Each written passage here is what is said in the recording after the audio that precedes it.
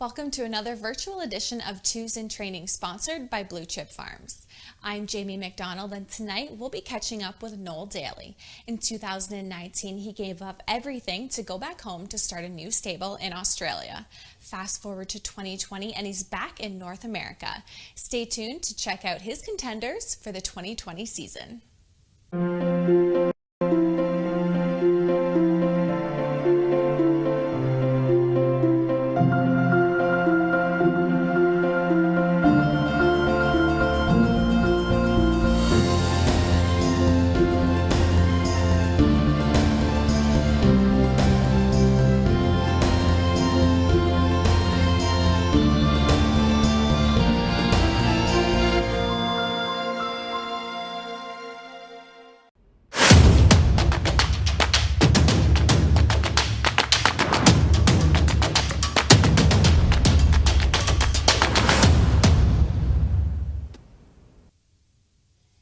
Thanks for joining us this evening, Noel, and taking time out of our maybe not so busy schedules in the evening to join Harness Racing Updates Twos in Training. Yep, no problems.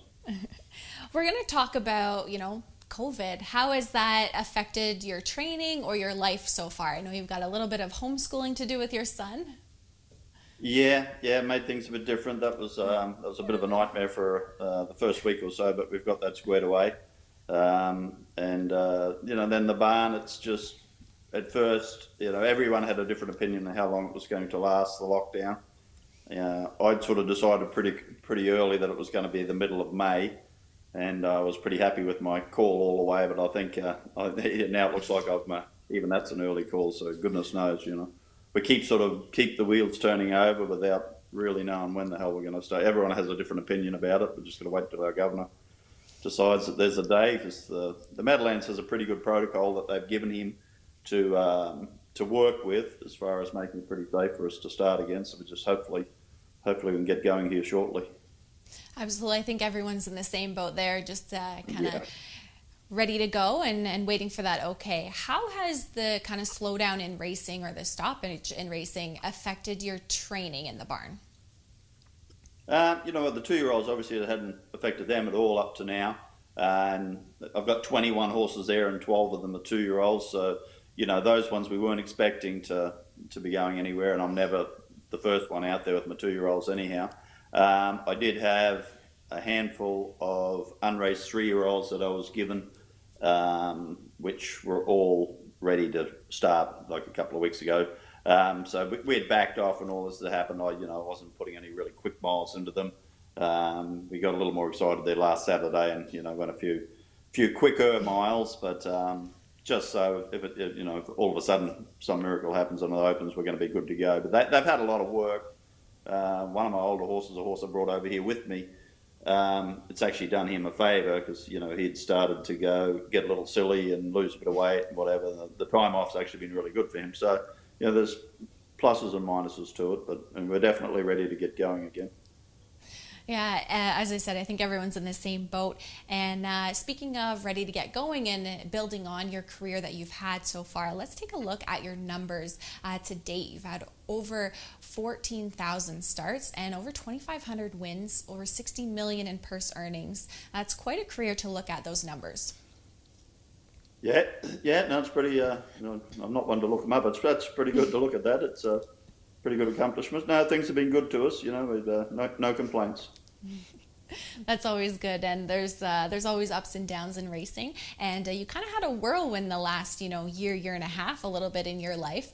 Let's talk about how you decided to go home to Australia to kind of restart your career there. You spoke about it for quite some time, going back home, and what made that final decision to make the jump to go back home to Australia? You know what? My son was just of school age. It's sort of I'd always decided I was going to. I'd been. Since I had him, I was planning to go home. All my family is at home there, and we're pretty close. I actually wanted to bring him up there in Australia. So the last 5 years, I've wound down my stable. One stage there, a long time ago there, we had 125 or something crazy, which I would never look at doing again. But in the last few years, we'd got down there to 25 or 30. And then the last year we were down there to 50, and I'd told my owners that was going to be the last year. Went home. Unfortunately, where my family lives and where I have a house and where I could make money racing was 500 miles apart. So, I gave it a go for a while and just, I really couldn't settle in. And it was, I made a reasonably quick decision. It's, I either, and I was figuring I had another 10 or 12 years of training left in me. So I said, could I do it there in Australia? And I just didn't think I'd be happy doing it. So I thought it was better to hop on a plane and come back here before people forgot me. And fortunate enough to get going again there, and had a little bit of support from, biggest owner in my barn is me. It had been for a few years, mainly because people knew I was going home. But the owners I have there now are basically people that I've had horses with over the years, so it's good. I got a pretty good response. I was hoping we could start off with 10 or 12, and I ended up with that many babies, and we've been running with around 20 there, which is perfect for this year.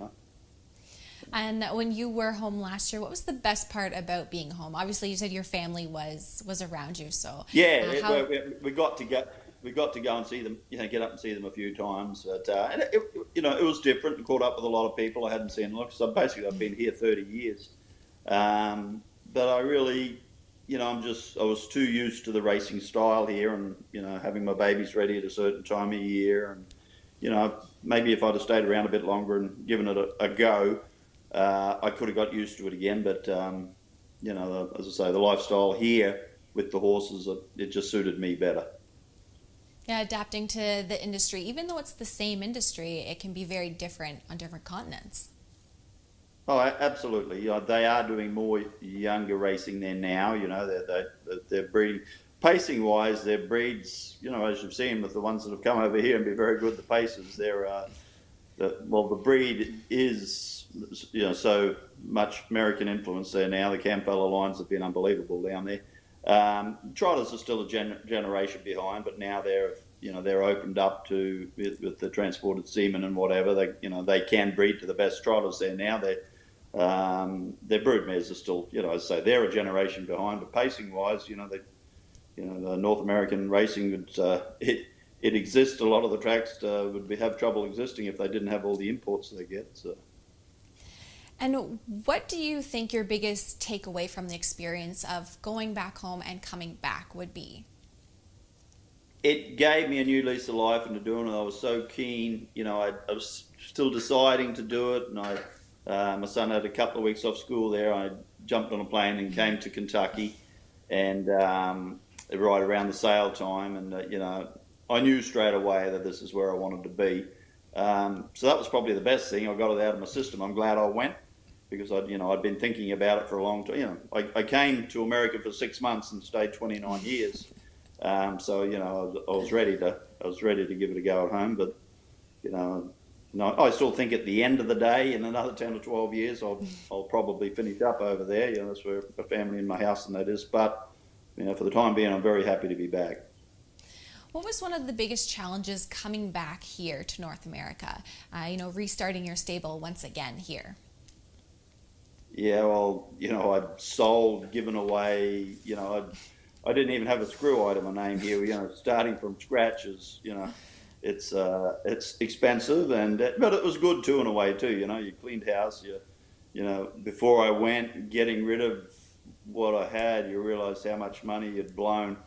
When you open just rooms and rooms full of equipment, and oh my God. So, you hope that you don't make the same mistakes again and accumulate too much crap. But, so as I say, it has its pluses and minuses, but everyone was really welcoming when I came back. And I'd say I'm the biggest owner I've got in my barn, but I've got partnerships with a lot of people who had been with me for a long time over the years, on and off.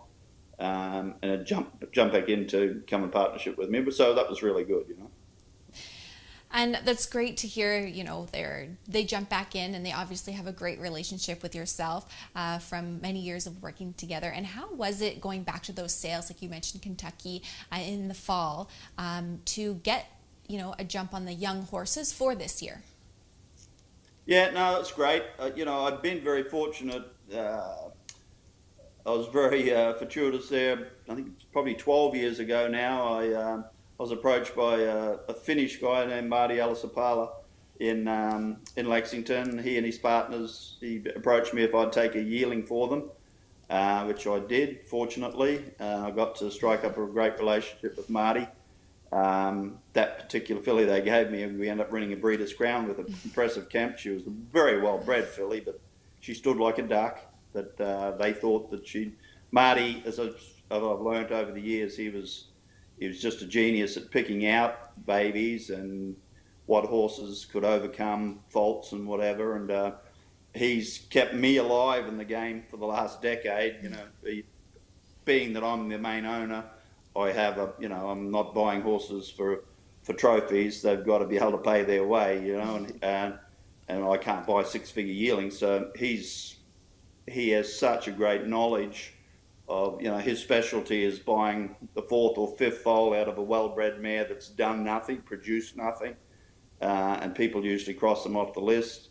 And he'll point them out to me, and I'll say, well, what about that one? That one got hurt, that one had its legs on backwards. He just knows, and that's how I picked out Princess Deo. I think her mother had made $750,000, but she'd had four foals that had been nothing, and she was gorgeous, and he loved the way she moved and everything. And they were sort of the horses I could afford, and hence, I'd gone from a guy who started out mainly with paces, and now I predominantly have trotters just because I think I have an edge at the sale because of Marty. Yeah, absolutely. It's great to have that connection and that support there. What do you look at horses, at yearlings for, either on paper or when you see them? A bit of you need them to be a decent individual. The way we start out, Marty's educated me on doing the videos. A lot of them at first they'd all look the same to me, but he'd explain different things on how they moved and whatever. And then you went and saw the individual. You have to. They've got to have a good eye on them. You don't want a stupid horse. So a horse that doesn't seem like it's willing. Just an athletic horse. I've bought them in all shapes and sizes. My Muscle Man was my best horse, and he was a giant. Princess Deo is a 4-year-old. She's 17 She's a huge mare, but I've had tiny little horses too, so that have been good to me. So it's just, I'm willing to overlook certain faults. If you haven't got a six-figure budget, you've got to be prepared to, overlook certain things. It's just a matter of what you're prepared to overlook. And do you ever get a vet to go over the horse at the sale or anything like that before you make the purchase? Yeah, no, we'd often, last year I didn't get a chance, obviously, to go on any farms or whatever. And I hadn't, I arrived just as the sale was going. So I pretty much, most of what I looked at, Marty had drew up a short list, and we went and looked at the different ones. And, there are ones that he'll like and I don't. And when you have a certain budget, then we have a lot of horses. There's no such thing as a must-have one on there. There's ones you can like, but a lot of the times they might run straight past you without you putting your hand up. So coming out of Kentucky, I think I ended up with 4 or 5 trotter, and the one pacer, which is obviously my pick. Marty didn't have a look at him. And so as it turned out, I think I've got 12. I had 12 2-year-olds in my barn, and 10 of them are trotters and 2 of them are pacers. So. And speaking of your 2-year-olds, let's start talking about them. So the first one on the list is Unwritten Chapter, Chapter 7 colt you got for $80,000 at Harrisburg. Very nice horse, and he was such. I was very surprised that he was our number one on our wish list to get, and I really didn't think I'd get him. He was a gorgeous horse. I just didn't think we'd be able to afford him. The Chapter 7s were selling good, and so I was a little surprised we got him for the $80,000. And he was such a nice colt to do anything with. About a month after I broke him, I started going with him, and it just seemed a little off So I don't X-ray everything straight off. So we went and X-rayed him. Well, turns out he had cysts in both stifles, which is not something you can do much about. But maybe that was the reason I got him for 80. He's the probably horse that had been X-rayed by other people. I can't imagine that other people hadn't looked at him, so he probably got crossed off the list. But he's handling it quite well. He's been a really nice horse for me so far. And moving on to a Cantab Hall filly you got for $82,000 in Lexington. Ma Can Do It. Yeah, now she was bought, again, this was Marty's pick as well as his former partners, the Kempe farm there, and Chemo Kempe, he had he wanted something, they wanted something that they hopefully could have as be a good racehorse for them, but he also bought her with an eye of breeding. She's actually she's a half sister to Snow White, but she's about an 11th foal or something like that.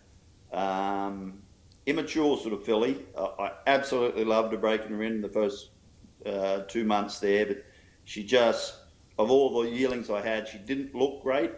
And I've just given her a couple of weeks. I'd said with Chemo Kempe, who owns her, with one of his partners, very patient. They said they didn't care when she started, because I said, I think she's very good, but she's not going to be an early one.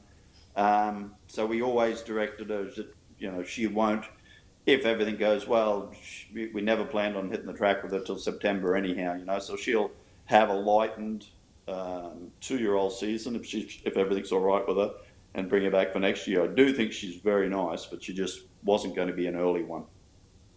Yeah, and that happens sometimes. They need that time to grow and really develop in their 2-year-old year, whether they get to the races late. Absolutely. Like a lot of them shouldn't be 2-year-olds at all. It's sort of the way we stake things. We're obliged to give them a go at 2. But if let's say he's one owner who just, there was no pressure to get us started. So he was happy enough to start her late, and that suited me. So we just targeted her straight away. So for late. And you have another Cantab Hall filly, Cantabella Lexington sale for $28,000. Exactly the same scenario. They were the 2 that I picked out early.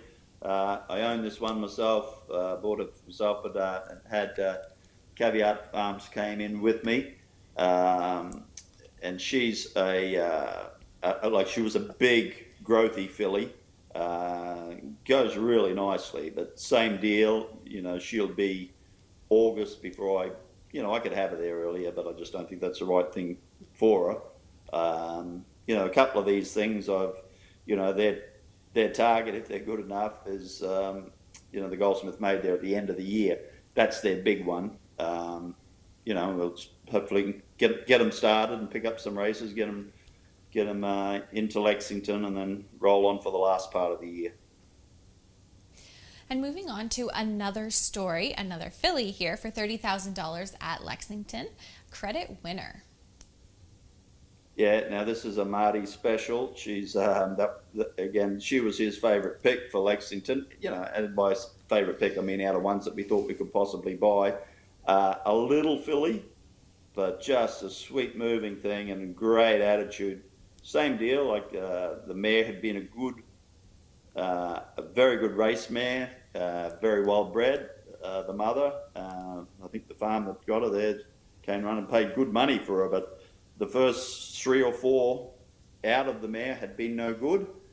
And then, Credit Winners now, he's getting on a bit. He's not on the top of all the big buyers list. So we were able to get her. She's a little rocket. Usually you're not praying that Buffalo and Batavia will be racing, but I want Buffalo and Batavia, because touch wood at this stage, she's bomb-proof. And I think, she'd have an advantage around there. She'll wheel around anything. And, as I say, I'm not thinking that she can win the Hambo Oaks or anything like that, but she's a really, for the New York program and that, I think she's a good little money earner for us, I hope. How about Anoka Hanover, another filly got at Harrisburg for $35,000? Strong filly, and a lot of power to her. She doesn't have as slick and easy gait as another story or whatever, but very strong filly. I think she'd be a good size stake filly there for us. A couple of my old partners that I had from years ago, they're in her with me. Lou Manfredi and Caviar Farms. And no, I think we'll have a lot of fun with her. And moving on to a colt, American Ideal colt, you got at Lexington for $20,000. What about Bob? But his original name was Tacklebox. Yeah, he's sort of like the barn favourite, Bob. He's a little fellow, but he's built, he's super well built. He's still a colt with the greatest attitude and just got wicked speed. I've said to a few people, I know he'd run a 27 quarter there now, and that's not me. I don't do that with him, but he's a really, really smart little fella, and I think I'll have a lot of fun. I bought him for myself. It was 20,000. I might actually get a couple of my owners to come in for a little piece just so they can have. I want to keep him, but I think he'd get going early, and I think the New York circuit will suit him. He's watching he was a tiny American Ideal, I think, too. So, I wasn't that worried about his size because he's not a weak horse at all. He's a great looking little horse. Let's move on to Shania Blue Chip, another filly you got at Harrisburg for $85,000. This one's a roll with Joe and a half-sister to Percy Blue Chip, and she won the Breeders' Crown and made over $800,000. Yeah, and I think somewhere up that family there's Kenneth J too. I remember Linda Toscano telling me Kenneth J was the best gaited pacer she ever had, and this one's right on the same frame. She's got a good attitude, a wonderful gait, and she's a really good style of filly. I love her. So I've only got the two pacing fillies. I've only got two pacers now, Bob and Shania, and they're both New York breds, and I think they're both pretty damn good horses. Hopefully we can have a bit of luck with her. The family's been super. So even though same deal, even though she's I think she's on a 10th or 11th foal there too. But I'm not worried about buying them 10th or 11th foal if they're strong looking ones. Like sometimes the mares don't throw the yearlings don't. They look like they're from old mares, but she doesn't look like she's from an old mare. She's a great type of filly with a good attitude. Just got a little bit of bitch, which you sort of need for a filly. Just got enough in it of it to be a good one. Absolutely. How about your next filly here, Lights Out Alice, $30,000 at Harrisburg, muscle massive filly. And quite funny, I didn't target her because I had the mother. I'd bought the mother for myself. My mother was a credit winner, and she was a little credit winner. I bought for $10,000 off Steve Jones there, between two pillows. She was actually, she had a great family. I can't even think what Jimmy Campbell had a really good 2-year-old family. Anyhow, and she was just okay between two pillows. But, she was no star, but got there, and it was quite funny. Again, this was a Marty pick because I didn't go to the sale looking to buy a Muscle Massive, and he just loved this one. And again, being that she was the Muscle Massive and whatever, and from a smaller farm, very late in the sale. We were hoping we could steal her, and 30's about what she was worth, but very slick gaited little thing too, so got a little bit of attitude to her, but I've got two partners in there, two really good guys, so hope we can have a bit of fun there with her as well. And let's move on to Redemptor, Lexington sale, $95,000 for this Cantab haul out of Blessed.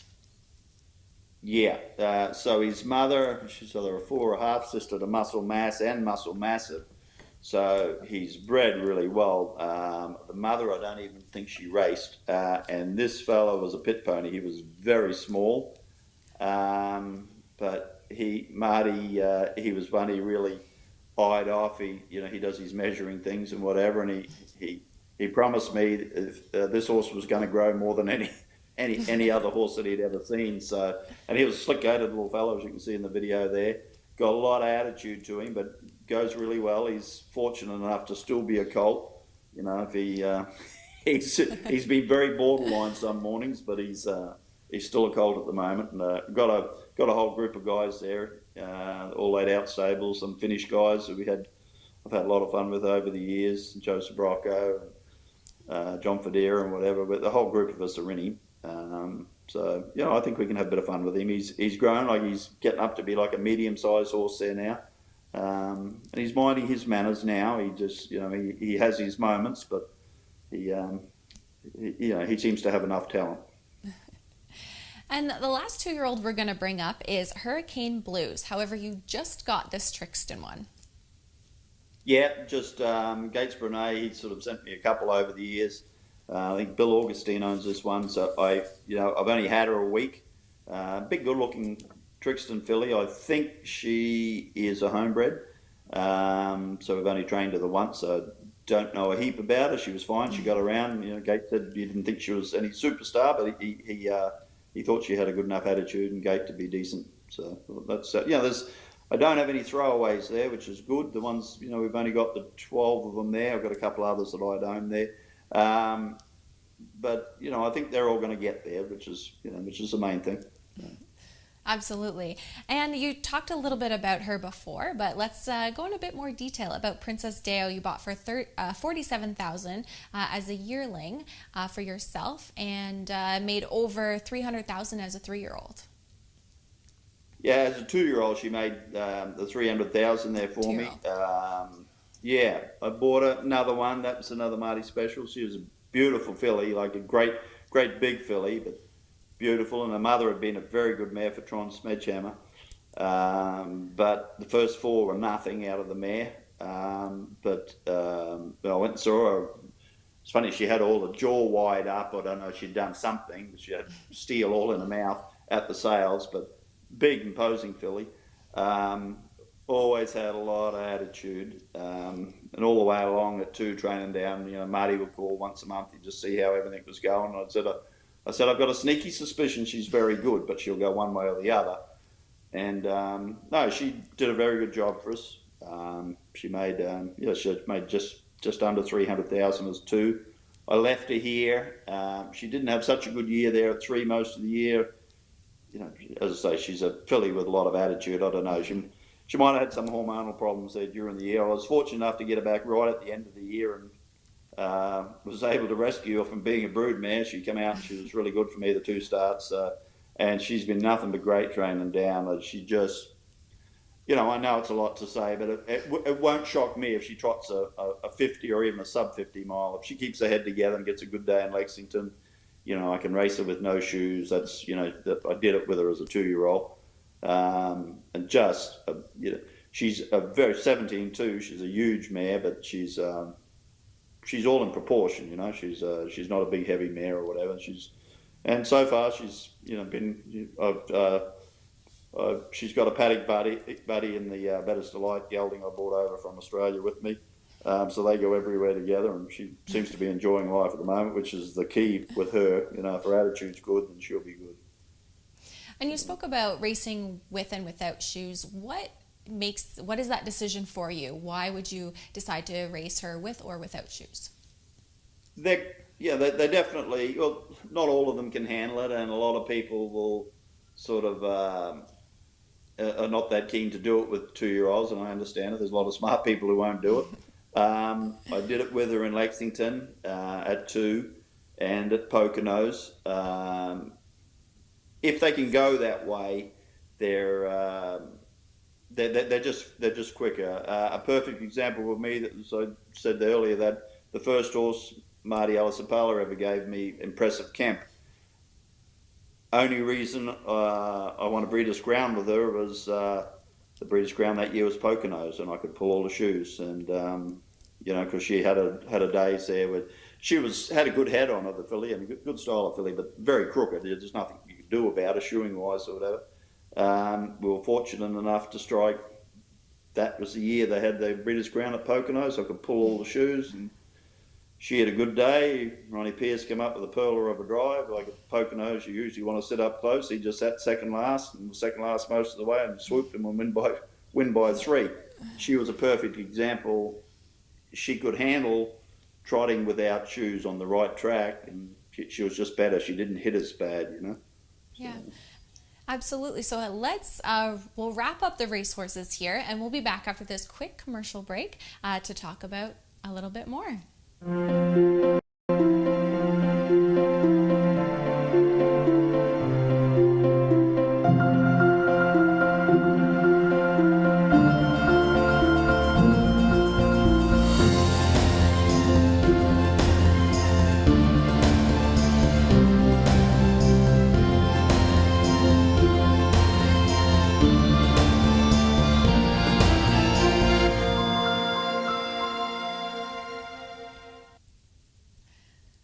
So Noel, you've had a tremendous year as we talked about those stats, or career as we talked about those stats a little bit earlier, and you've had a great pacing mare called Caviar Alley before you went home to Australia, and she went to Brett Pelling. How much pride, or did you have pride watching her successful year last year? Yeah, and I was, Allie was always special to me. She was one we gave. I think we gave 35 for Bud and Judy Chafee. It was funny. The only other good one out of the mare, race-wise, was the only other one I had. I bought a colt called All Speed Hanover, a Cam's Card Shark colt, who was very completely different type of horse to her, but he was the only. He was the only 2-year-old to beat Sports Rider that year. Sports Rider had gone through undefeated, and then we beat him up there in the Breeders' Crown up there at Mohawk. So Allie was basically a 3/4 sister to him. I really didn't have anyone at that stage that I knew looking, and I hadn't seen her. I was concentrating mainly on the trotters, and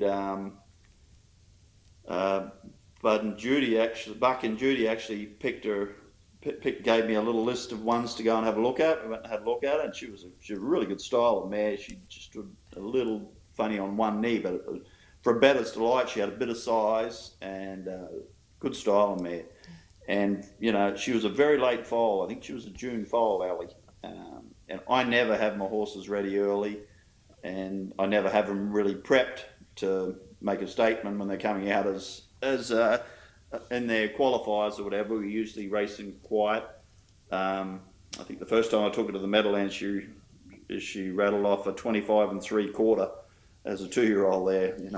Fortunately enough, they knocked back an offer for her of 200,000. Prominent owner tried to buy her, but I left it up to them, and they decided to keep her. So she had a reasonable 2-year-old year, then 3-year-old year. That was probably one of the most fun days I had. I took her and another trotting filly out to the jug, and just took them myself. I shipped them, took them paddock, whatever, warmed them up, and Andy McCarthy was there, and with his wife and kids, and his mother and father had come over from Australia, and I'm really good friends with them. So we had a really good day. Ellie won a limb in the final, and Cool Kate's won the bucket. We had 3 starts for the afternoon and won 3. That was probably one of my best memories.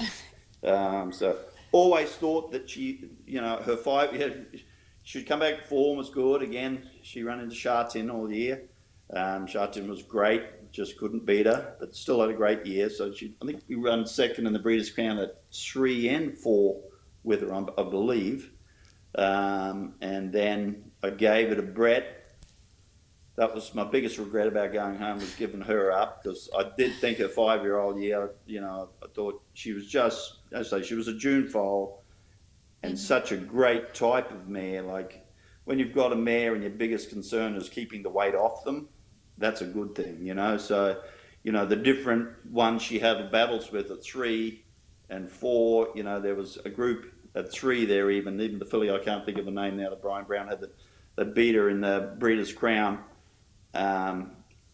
I sort of thought, if I was going to have one as a 4-year-old, I know which one I'd rather have, and and Ali's gone on to that, and I know I happened to be back here at Lexington when she beat Chartin, so we were doing a lot of shouting that day.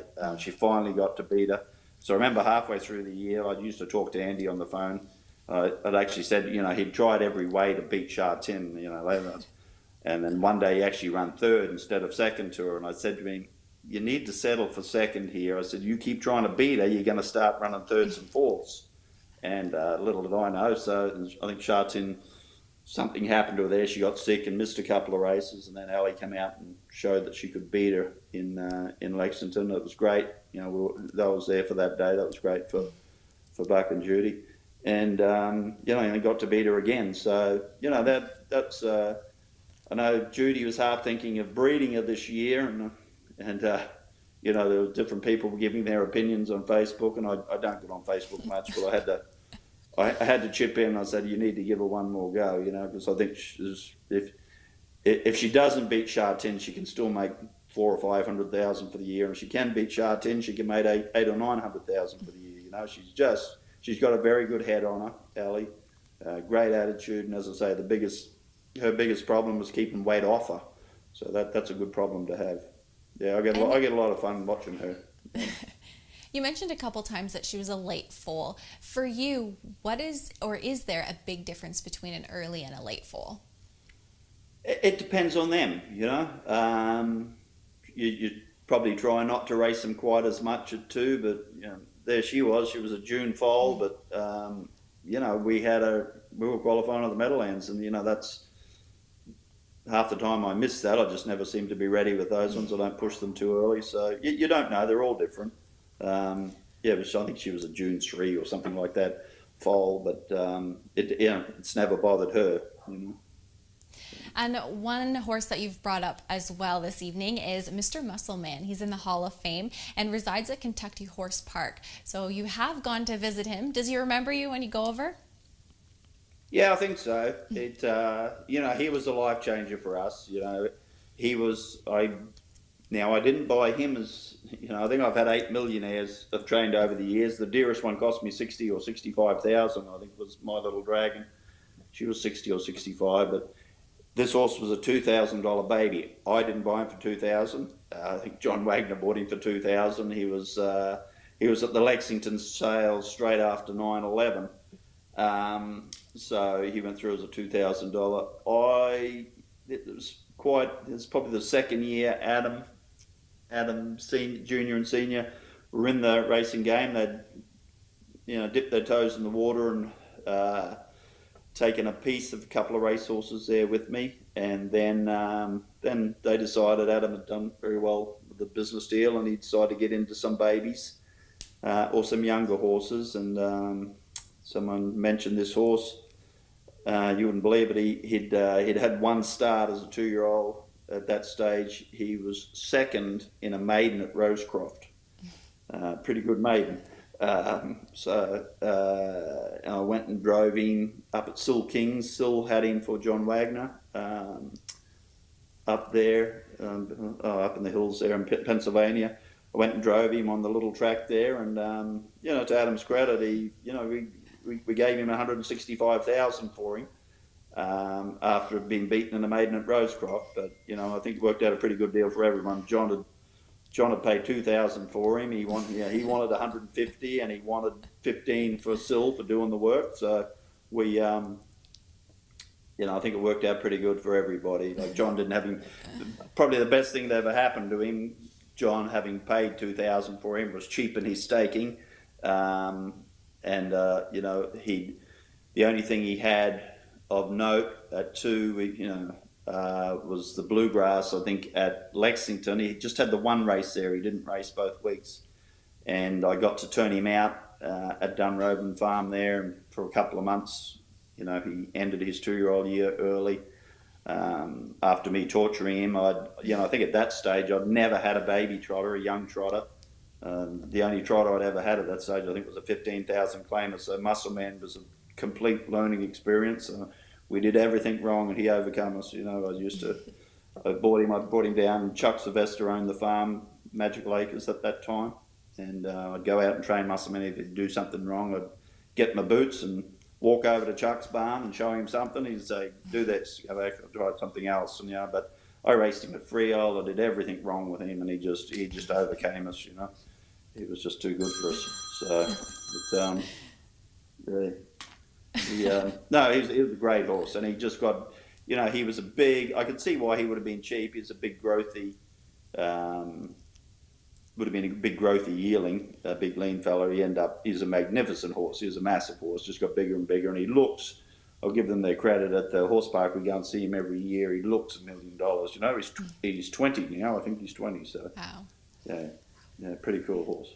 Very, very cool. So you might be best known for training him, but you've also won the Hambletonian with Broadband, and you've won 8 Breeders' Crowns and put up some terrific career numbers as we've looked at. What do you think is your biggest achievement to date?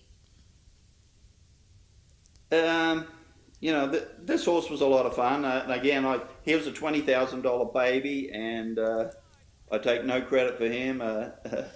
A friend of mine called Ollie Bark, who's unfortunately not with us anymore, he picked him out for owners, and I, even though I'd had muscle men and I wasn't adverse to having big horses, I probably never would have bought him as a baby because he was a really big horse as a 2-year-old.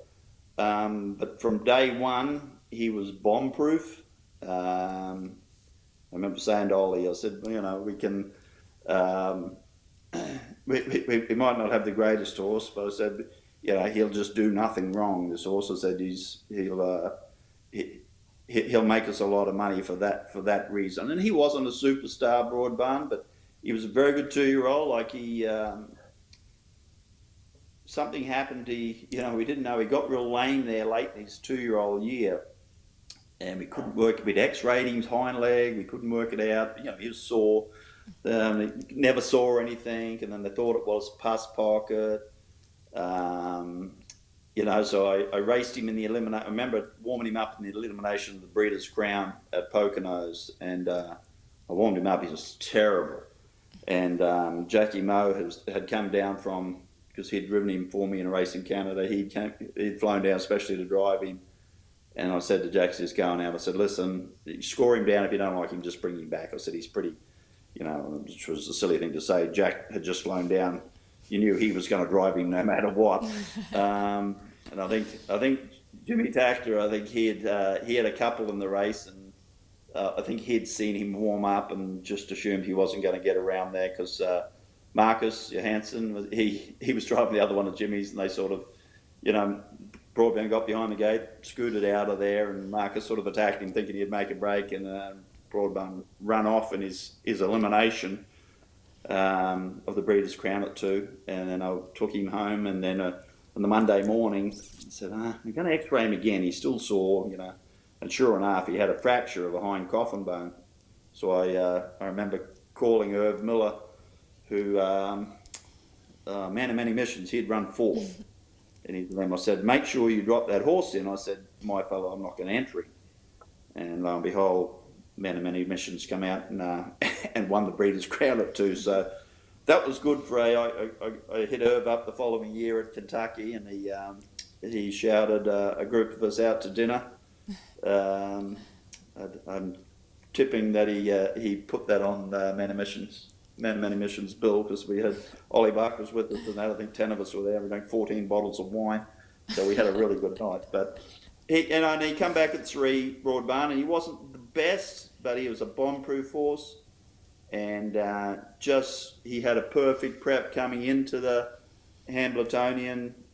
And I'm not an overly confident person, but I was never so sure that he was right. I had a sort of smart fella telling me we got to pick a draw because he'd won his limb. They said, "Oh no, don't pick the rail," and I George driving him. And I said, "You know what? I think you'll get enough respect with George from the rail." And he'd warmed up great and everything. There just happened to be a whole group of young Australians over that year, and I said, "You just go and bet." I said, "He'll win this," and things worked out for us. One of the major ones ran leaving, and then Chapter 7 got a very checkered trip back in the field, and it was Broadband's day. That was his day. We never beat Chapter 7 again. But he was right on the right day, so that was that was great. That was big to win that race, So with a $20,000 horse, So Yeah, and especially if you can beat Chapter 7 one day, that's the day. yeah. As I say, I don't think we never beat him again ever, but we picked the right day. So. Absolutely. So I know you've had a long line of talented horses for Adam Victor Senior and Junior. Are they still in the racing game? Do they still own any horses? No, they don't. Adam, he approached me in the paddock.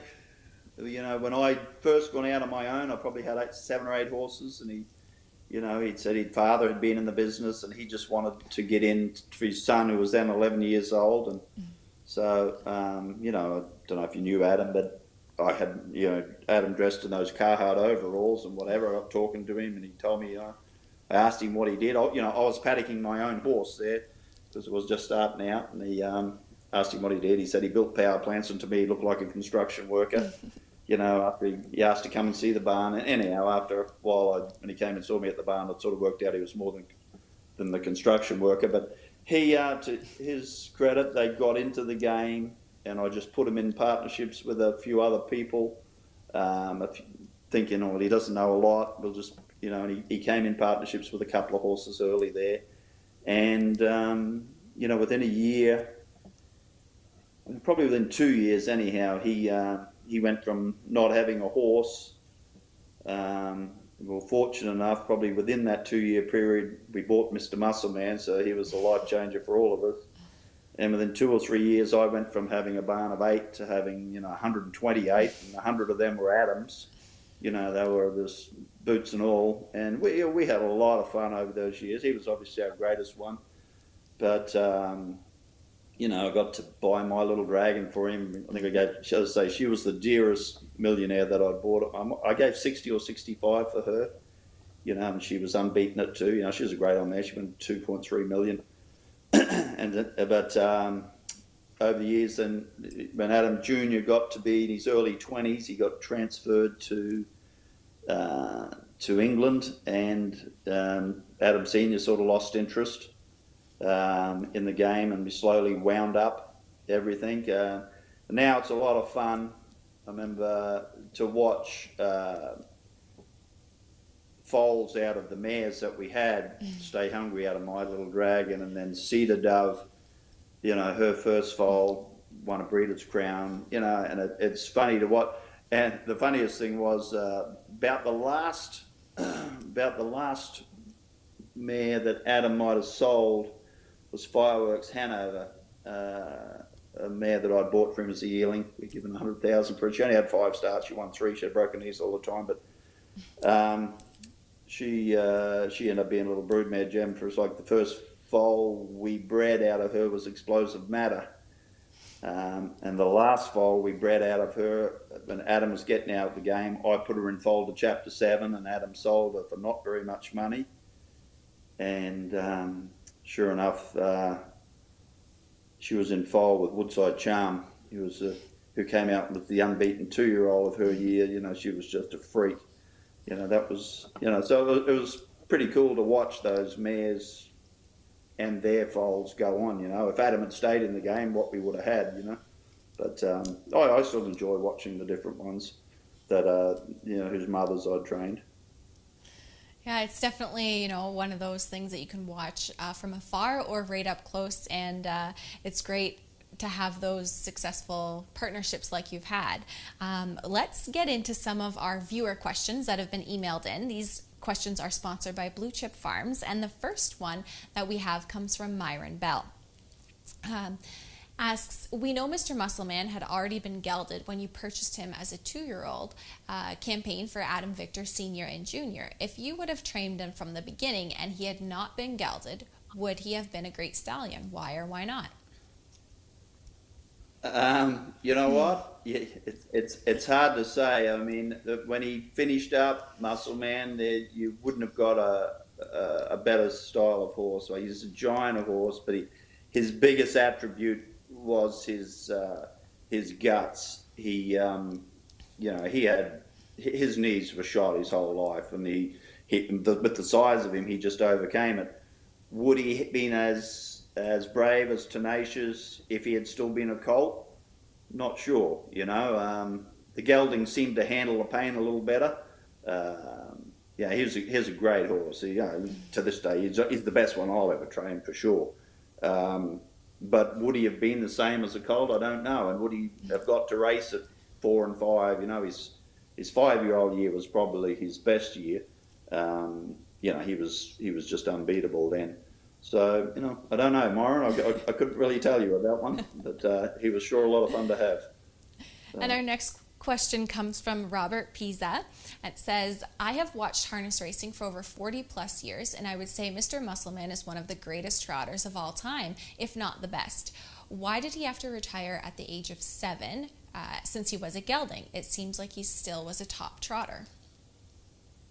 Well, Robert, if you ask Ronnie Pierce, he'll agree with you because he told me right to the end that he was the best horse he had ever driven.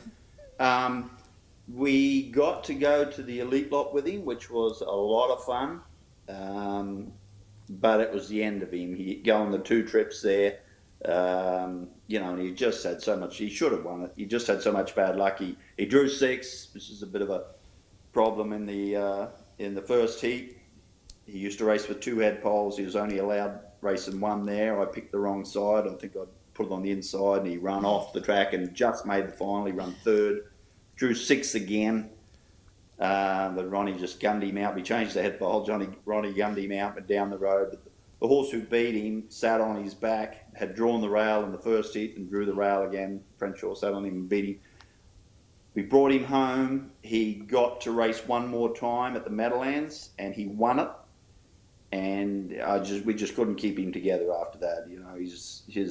His knees were just, they'd been shot for a long time, but he just being what he was, he got over it. But that travelling in there, going those 2 heats, that was probably just a death knell to him, So I'm glad he got to go where he went, the horse park there, because they love him there, and he's a perfect type of horse to be there. Very good-natured horse. I was there for the Elite Lop last year, and it's the most incredible thing. It's really hard to describe, but if anyone has never been, it's definitely a must-see race. A lot of fun. They say the Prix de Marique is even better, but I never got to go there. But yeah, a lot of fun. You get 25,000 drunk Swedes there, and they pick out a horse. I took 2 the year. I took him and an Australian horse with Touch of Flair, and different parts of the crowd just adopt a horse, and they'll be all painted up and cheer and yell, and it's a great experience. Great experience. Absolutely. Our next question comes from Charles Foster. It's a 2-part question. The first part is what would you say is the most important thing North American trainers could learn from Australian trainers, and vice versa? They've changed the way they do things over there, but you've got to give them their due. They don't have half the staff we do here. They have been, I think they've eased up a little bit now, but the Australian trainers have been probably a lot harder on their horses, training-wise, than we had been here. But a lot of good horsemen there. They don't have the opportunity to have the vets on. We get pretty sport. If you're at a training centre, you can, if your vet's not there by a certain time, you can get a bit antsy. And over there, you're lucky if you get the vet. They're coming Wednesday or whatever. That's the day you've got to do things. But that they watch their heart. A lot of the good guys there, they train with heart rate monitors and whatever. They're a lot of very good horsemen there. I think from their point of view, I think they to come here they need what they've learnt from the American trainers. Probably horses don't now the breed.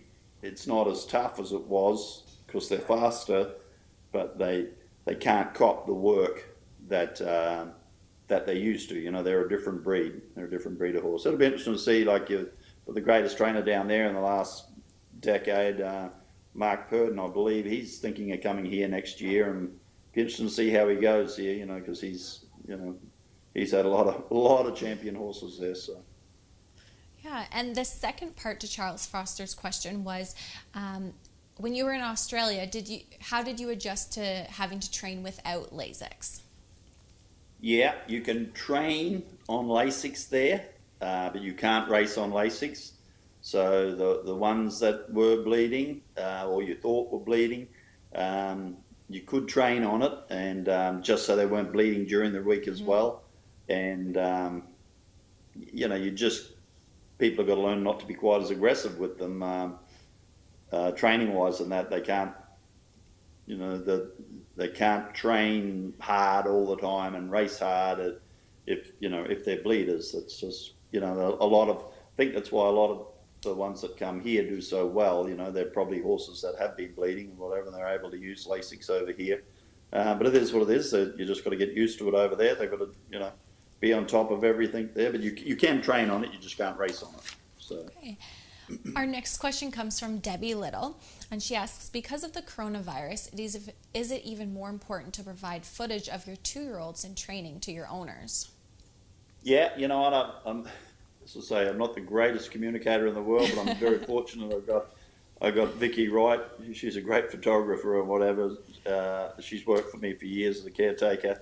I'm just starting to get Vicky doing some videos for me now. I probably should get her a decent video camera and should be good at that too, because she's great for taking the photos. So, this day and age, it's like everything. I think trainers trainers even like me or whatever, I'm easygoing on that, but I'm not the greatest communicator in the world. They have trouble getting started in this game now. You've got to be able to get out there and get on Facebook and that, but a lot of us older trainers don't like to do. I will always call my owners back. I don't have voicemail set up on my phone, as anyone who knows me gets to know, but I'll always call back if I see a number. You've got to, let's say, I couldn't deal, I don't think, anymore with a huge barn. I got to the stage now where I know I don't have to have 100 horses, and I like the owners that I've got. I've got a good little crew of owners. And but new owners in the game and that, I like to, that's a good thing that the younger trainers and that are very savvy there with the media. That's something, as Debbie said, it's probably a really good thing to do, to have the videos and that of the babies. And our last question that was sent in comes from Jeff Canteen, and he asks, when training in sets, do you try to have everyone finish together, or do you let one brush and open up, and or let a horse cruise to the front periodically? What is your reasoning for your style, and do you train multiple trips or singles? Jeff, I always train double headers. I just have done ever since I've been on my own. I find it puts a good base on horses or whatever. I never got the idea of going in and having your horses sitting in for 30, 45 minutes, whatever. I've just never done that. But I like to go 2 heats with them. Some of your trotting colts and that, you feel like going 3 heats with them just because they start to pay. With trotters especially, a lot of them will pay attention better the second time. I will often go... I train the wrong way my first set, and then I'll train much to the chagrin of some trainers there at our training centre. Although I've been fortunate of late, I've got a few more. John Smedjammer's moved to my barn. He trains the wrong way all the time, so I don't look like such a you know what. But I like to train in sets. I'm not a hard trainer. They get plenty of miles in them, and I don't like horses running away, especially with babies. I don't like them running away from each other. I like them to, but when we start out early, we head to tail them all the time. We just do, we probably go, when I'm starting out, before I start going 2 heats and that, we might, the horses might go 2 miles or even more, but every straightaway we'll just change the leads with them, get them used to sitting in and letting one go. But I try and not have the same horse in front all the time, just swap them around, give them... I trained there the other day, and a couple of them I'd noticed, another story who's always bomb-proof, she wasn't as good. She was sort of looking around and that a bit in front. I don't know, she's done too many heats in front. Because she does everything right, she's ending up there all the time. So I like to swap them around what they're doing. But yeah, I rather finish together, especially with the young ones. I don't want to break their hearts. So those were our email questions and we have 2 Facebook questions. The first one comes in from South Merrick Stables, and do do you think when racing comes back to the Meadowlands, horses 3 and older should have to qualify? I will with mine, because I'm not a trainer who goes that quick with them. Some people have them ready anyhow. I know I've got a friend who's a professional gambler, and he just, he throws his toys if you tell him that they don't need to qualify. The bigger gamblers want to see. They want to, yes, I'm sure, in the qualifiers, a lot of people don't knock them around, but those professional gamblers aren't silly. They know they want to watch, for their benefit. They want to see where they are. They've got to make up their own choices once they've seen them. But I think, I don't think a horse needs to, when we get racing, that the horses need to qualify if they don't race in 30 days or whatever. That's, but if it's the 45-day rule, I think it's fine. Me personally, I think they should qualify. In Australia, they don't. Once they've qualified once, it can be 2 years, But for the gambler, I'm not a gambler, but the ones I talk to, they want to see something before, people before they put their money out. Otherwise, they pretty much sit it out for a couple of starts. So if you want the betting turnover, I think you're better off qualifying. Yeah, that makes sense from their perspective. Yep. The next Facebook question we have comes from Cassandra Cassiman, and it says, tell us about training radar contact. Well, I was just fortunate enough for Chuck Stillings to give me radar. Well, she's another one. I think radar just was shy of $1 million, and Chuck, who the people who know him, he marched to the beat of a different drum. But he picked her out for $7,000, and she was just a little gem of a mare. So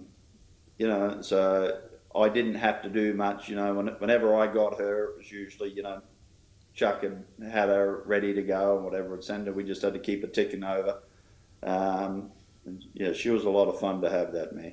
She was, as I say, she was the Indiana breds have really stepped it up over the years. I couldn't even tell you who she's by, but she wasn't a one-off. I think she had some brother and sister who made $750,000 or whatever too. And I think the mother might have been an Electric Yankee mare or something. I still can't even tell you what she's by, radar, but she was a great little mare. Great little mare.